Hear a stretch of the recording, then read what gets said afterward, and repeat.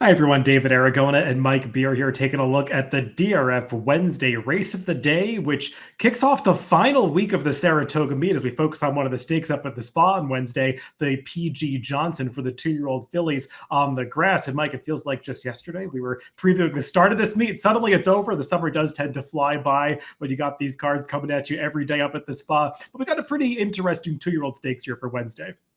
Yeah, we do. Yeah, the meet did seem like it picked up a lot of momentum, went by quick, David, but they're not going to let us off easy the final week here. We got a bunch of races still coming up here over the last 6 days, including these couple of stakes races for 2-year-olds on the grass. These are really good races. They're all really lightly raced, but they've all had a start. You've had some, stuff that you can look at for these horses and try to figure out, who's good, who's going to improve, and who's not. And the horses with turf experience, obviously dangerous in these races. Having some experience over the turf course can go a long way, and that's the case for the morning line favorite, the number 2, Time to Dream. She won going 2 turns on debut on the turf, so right back in the same kind of spot, just facing stakes company this time. To get a sense of where she and the others might be placed in the early stages of this PG Johnson, let's take a look at the Timeform US pace projector for this race. And Mike, always hard to read these 2-year-old races. We haven't seen them on the racetrack that much. Their running styles can change from start 1 to start 2 to start 3, but it does feel like a couple of these first-time turfers could be showing speed if their dirt speed translates to the grass. Yeah, a lot of stuff going on as far as the pace goes. You do have a bunch of horses stretching out here for the first time, and there are some surface switchers as well. So we'll see how aggressive some of these riders get. Vernon Valley is one of the horses who's never run on turf before, and he's never been beyond 5.5 furlongs either, but he has shown speed sprinting on the dirt.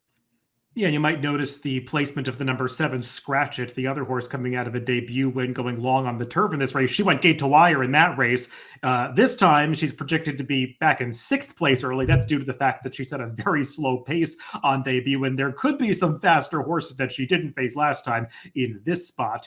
With this being the Wednesday race of the day, do note you can get free past performances for this race at every single race of the day. Just sign into your account at DRF.com or create a free account if you don't have one yet, and you can access classic, formulator, and Timeform US PPs every single race of the day. Let's go through this field from the rail out, beginning with the number 1, Blanchett, a well-named horse by Oscar Performance. And Mike, this horse making the 2nd start of her career for Graham Motion. And Graham's not the kind of trainer that typically cranks them up to fire their best shot on debut. And kind of felt like this filly's turf sprint might have just been a prep race first time out. And she didn't have the easiest trip in there, having to alter course in the stretch. Yeah, it didn't get out of the gate that well either in that race. There was a little bit of trouble on the backstretch of that race, and she was behind a horse who steadied. So then she had to steady, and she wound up even further away maybe than they wanted her to be.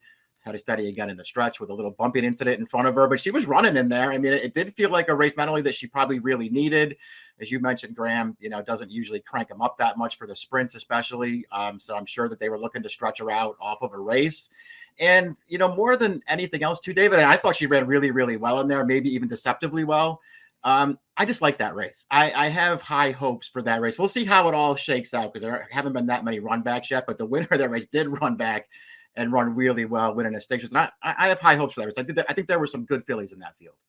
Very similar move to what we saw with Test Score for this barn last summer, where he debuted in a turf sprint, stretched out in the with anticipation in his 2nd start. Didn't quite win that race, but ran much better 2nd time out. So we'll see if the same can be true for Blanchett. The number 2, Time to Dream. She's the horse that I pegged as the morning line favorite. Won on debut in late July, going 2 turns on the grass. We'll take a look at the stretch run of this race. And Mike, I know it only got a 57 buyer. I thought this was a way better performance than any final time number can capture because she didn't really save much ground in this race, actually lost some momentum coming to the top of the stretch. You'll notice this was a time on the inner turf where the rails were set down to 0 feet. Not that there was some huge bias, but it's never a great idea to cover a lot of ground not racing on the rail in these races. She got that kind of trip, and she still kicked in through the final 1/8 of a mile to win going away. I looked up some of the internal fractions in GMAX. She ran her final quarter mile in 22.9 seconds. That's pretty impressive stuff for a 2-year-old. Yeah, it was just you have to like everything about her performance there. They just sort of rated her along too. The pace wasn't that fast. I mean, the stretch run that we showed you right there, it's the fastest part of the race, and she just ran right over the top of those horses with a really big finish. That was after getting a little tight there on the far turn, and she had to steady. I mean, just did a lot of good things there. Always looked like she was going to run throughout the race. She really did run through the stretch. She's just supposed to be really, really tough for these horses to beat right back. I found a stat for trainer Todd Pletcher. When he wins on debut and comes back in a turf route for the horse's second start, he is 5 for 14 over the past 5 years. And in stakes races, 4 for 7. Kind of a surprising stat for Todd Pletcher. The number 3, Bayou Bridget, is a horse that does have a win routing. It was just on the synthetic course down at Gulfstream Park. And Mike, when I watched that race, it's kind of a grinding effort. She eventually got past the leader, one going away at the end. Does seem like distance works for this horse. I just wonder how much she's going to improve getting back on the turf, and she needs to improve. Yeah, she has to improve a lot. And I tried not. I think she ran fine when she won last time, and certainly handled the stretch out and distance. So that's a good thing for sure for a horse who's going to be a big price and facing a bunch of horses who we're going to get to next year who either haven't been on the surface or haven't stretched out. So she's got some things going for her at a big price. She's just going to have to run a lot faster. Up next is one of 2 Mark Casse trainees in this race who will be trying the turf for the first time. That's the number 4, Tis in Sight. And Mike, I actually like this filly's debut race at Churchill Downs. I thought she did a lot of good things in there. She was professional, rated behind horses early in the pocket, kind of made room for herself at the top of the stretch and won that race, getting up at the finish line. They tried a tough spot in the Adirondack after that against Mythical, who's just better than the 2-year-old fillies right now on the dirt. They're trying to the turf here. I like her sire's progeny getting on the turf, Tis the Law. I was looking up some stats for him, 15% winners turf routes, and first time turf so far. Tis the Law's progeny win 25% of the time. That's kind of a crazy stat. We'll see if that can hold up as more of his progeny run. But this filly could like the turf. Yeah, I wish there was maybe a little more grass up close in her pedigree. But if you go a little bit further back, you'll get to you get to plenty of good turf horses. So listen, maybe it'll get there. I love the Tizzle Laws on the turf for sure. And like you, thought this horse's debut was really good. In the stakes race last time, Jose Ortiz just really rated her right from the start, took her back, and let her run through the stretch. She was never any kind of a factor in there. I can see her improving, David. I don't think I'd take 5-1 on her against this field. We'll see what kind of price she is. I did find this DRF formulator fact for trader Mark Casse, which applies to both of his runners in here trying the turf for the first time over the past 5 years. First time turf in 2-year-old stakes races, 9 for 50, 18%. That's okay. The 345 ROI is noteworthy. And Mike, looking up a lot of trainer stats, this is a really bad stat for a lot of trainers, but Casse has had success doing it. The number 5, Sushi, is a horse who did try the turf once at Monmouth Park. That was a 5-furlong turf sprint. Look, she just got run off her feet in the middle stages of that race, was kind of staying on at the end. They stretched her out in an off the turf race last time on the dirt, going 7 furlongs, beat an overmatched field, going gate to wire. When I watch this horse run, Mike, I do think that more ground will work for her. She's kind of got, that long Uncle Mo influence to her stride, the way that she moves. She's a lightly built horse who kind of looks like she might have a little turf inclination. I just wonder how good she really is. Me too.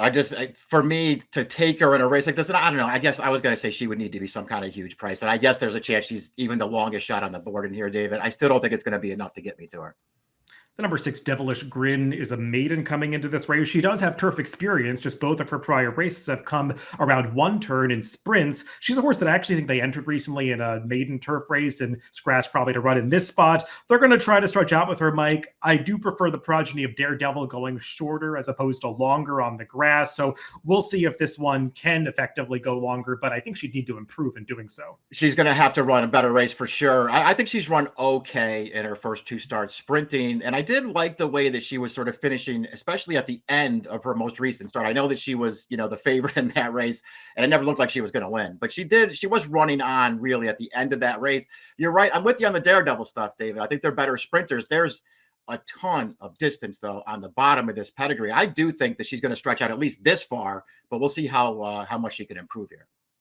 The number 7, Scratch It, was also a recent debuter on the turf, like the morning line favorite Time to Dream, although Scratch It got a much better trip at her victory, Mike, because she just got right to the front end. Nobody really challenged her at any point, and she was able to wire this field. So we take a look at the replay of Scratch It coming through the stretch, and it was just a very soft trip, but I don't think we learned a whole lot about whether or not she'll be as effective in a race like this, where you have to think there are going to be some speed horses, whether they get in front of her or not early. They're going to make her run fast through the early stages. Brad Cox is a trainer who is kind of underrated with his 2-year-olds at Saratoga during the summer. This one got away at a price, probably going to be a much shorter price in this spot. Yeah, and I don't think you want to take a short price on her off of the debut where she, as you've already pointed out, she just had all the best of it in there and sort of took advantage a little bit. And it's also worth pointing out, along with the trip, you mentioned Brad Cox. He's really good with his 2-year-olds at Saratoga. 2-year-olds in turf routes too. I mean, he's one of the guys who has great numbers with horses like that. You expect him to be ready.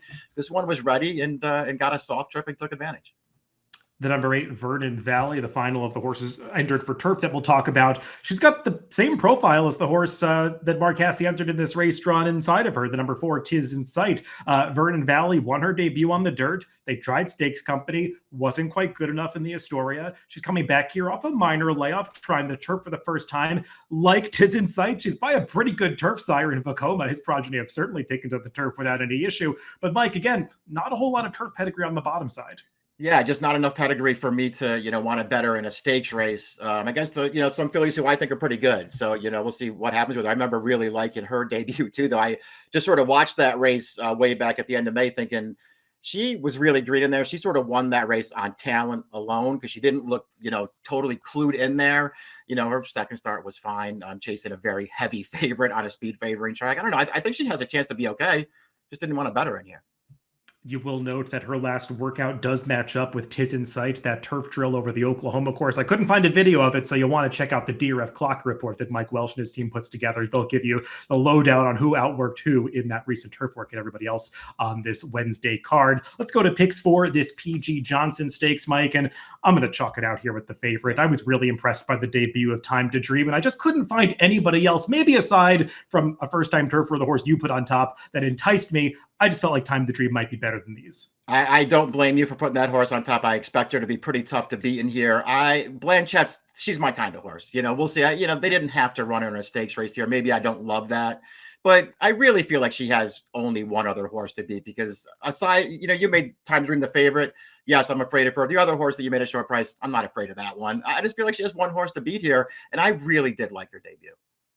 1, 2, 6, 4 for Mike and 2, 4, 1, 7 for me in the DRF Wednesday race of the day, the PG Johnson at Saratoga. Good luck if you're playing the races later this week.